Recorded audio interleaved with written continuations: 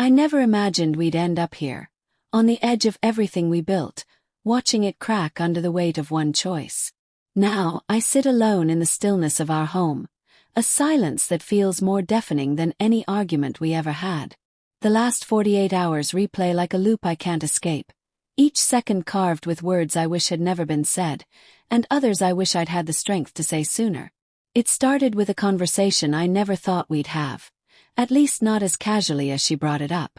A few days before the party, she mentioned it like she was asking what we should have for dinner.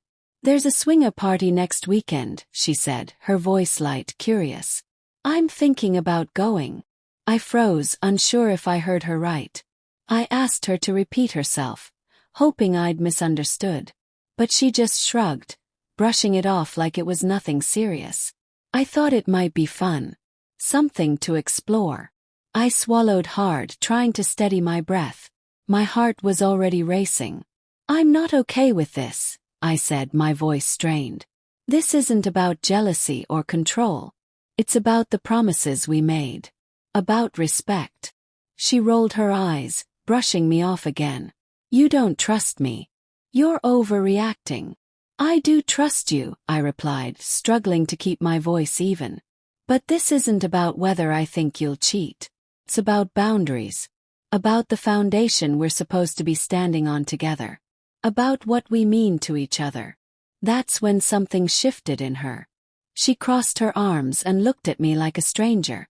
"Maybe I don't want those boundaries anymore." That night, everything boiled over.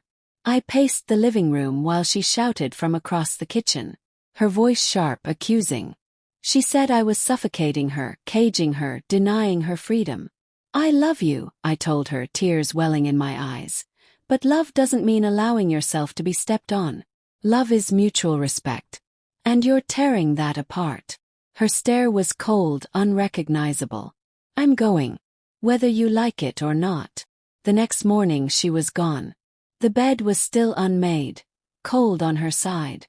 My phone buzzed with a message I'll never forget. "I'm sorry you feel this way. I need to live my life." That was it. The moment everything shattered. I felt gutted, like I didn't matter, like I was just a speed bump in her pursuit of some fantasy of freedom. I didn't hesitate. Called a lawyer. I scheduled the appointment. Filing for divorce felt like defeat, like giving up on something I'd poured my soul into, but I couldn't see another way. Not after that. I was sitting at the lawyer's office, pen in hand, about to sign the paperwork, when the door creaked open behind me. She stood there, eyes red, shoulders trembling, hands unsteady. But in her face was something different. Not pride, not anger, but resolve. "I want to talk," she said softly. I met her gaze. My chest was tight. I didn't know whether to feel relieved or furious. "You're late," I said, my tone colder than I intended. "I know," she whispered. "And I'm sorry. I should have been honest. I was wrong to go behind your back." I searched her face, wondering if her remorse was real or if she was just afraid of losing the comfort, the life we'd built. "Why'd you do it?" I asked. "Because I was lost," she said, voice trembling. I felt stuck. Crap. I didn't know how to talk to you about what I was feeling, so I looked for escape instead of answers. But after that night, I saw what I was really running from. And it wasn't you. It was myself. I want us. I want to fix this. My heart ached. But I didn't move. I didn't soften. "Fix it," echoed. "How?" "You ignored everything I said. You walked away from us like it was nothing." She reached for my hand. "I'm not asking you to forgive me now," she said, her eyes brimming with tears. "I'm asking for a chance to rebuild.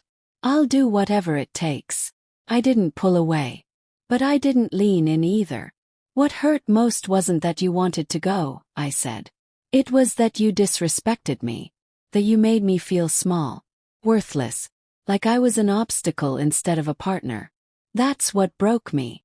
She nodded slowly, wiping her face. "I understand," she said. "I see that now. And I promise, I won't let it happen again. You're my husband. I don't want to lose you." We talked for hours. About pain, about where we went wrong, about the unspoken limits we both failed to voice. She admitted she'd been feeling empty, disconnected, and the party felt like a way to feel alive. She saw now that it was a mistake. A bandage on a wound she hadn't let me see.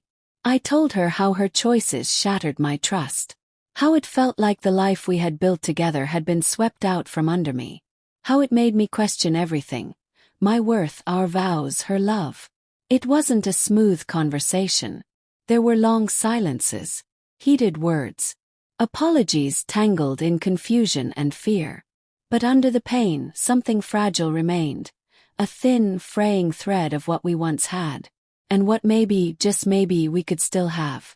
I told her I would try. One last time. But I was clear. If we can't rebuild this with mutual respect, I said, then it ends here. If respect dies, this marriage dies with it. She nodded, eyes steady this time. Thank you, she whispered. I won't let you down. We left the lawyer's office together. Quiet, uncertain, but side by side. I don't know what the future holds. The wounds won't heal overnight. The trust won't be magically restored.